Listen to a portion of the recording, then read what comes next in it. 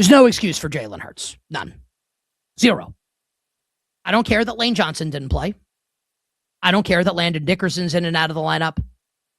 I don't even care that A.J. Brown, and look, like, A.J. Brown had a couple huge drops on good Jalen Hurts throws, and the narrative, candidly, is a little different today if A.J. Brown makes one of those catches, because the Eagles probably win the game if that happens. He dropped some balls that he absolutely has to catch. Hurts also missed him on a couple passes throughout the game.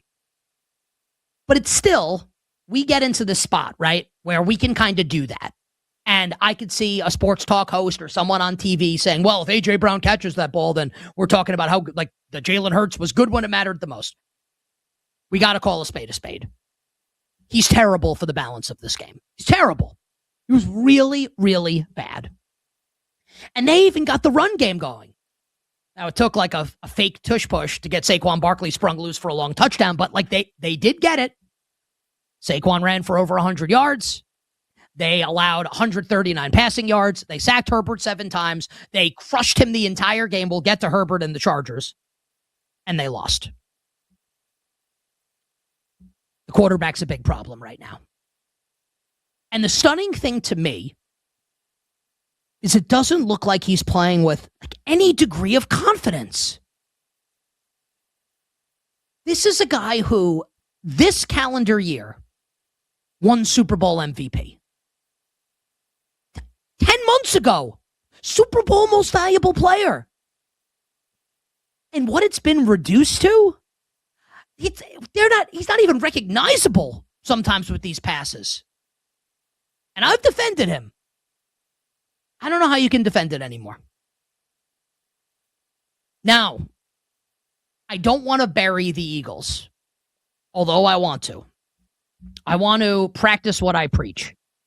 Because yesterday on the show, we talked about Jordan Love and the Packers and how the NFL season is long with many twists and turns, and how over the balance of a 17-game, 18-week regular season, there are like a bunch of mini seasons that teams will undergo, right? Where the Packers had that mini season where they lose to the Panthers at home, and then the brutal loss to the Eagles on Monday night, where I came on the show that Tuesday and said the Eagles are dead. Or the Packers are dead. Cross them off the list. And clearly what we've seen since then, they've gone 4-0 and they look awesome. And I don't think they're going to win the NFC, but they're in the conversation. Like, they're back on the list. I'm not going to be so stubborn or obstinate as to be like, well, like they sucked then, so they still suck now. Like, no. They're really good.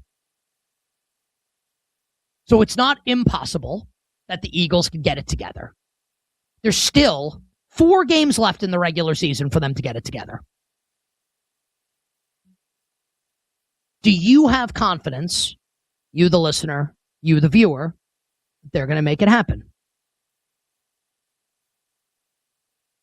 A lot of people will point back to 2023 and the analog between this team and that team. That team obviously started 10-1 and had the unbelievable collapse down the stretch, which ended in calamity in the wild card game in Tampa against the Bucs, when they couldn't pick up a blitz and Jalen Hurts couldn't beat the blitz, and it was really weird, right? And then Kellen Moore comes in, yada, yada, yada. The Eagles are Super Bowl champions. The big difference between 23 and 25, this defense is freaking spectacular for the Eagles. And I know they looked bad against the Bears. They were great last night. Great.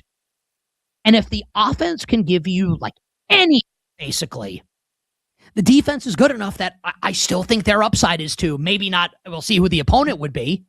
I think the AFC is weak enough where you can actually still say right now, even if I'm saying that I don't know if it's likely, their upside is still to win the Super Bowl and go back-to-back. It is, if the defense is going to be that good. Now, you need the offense to play a little better.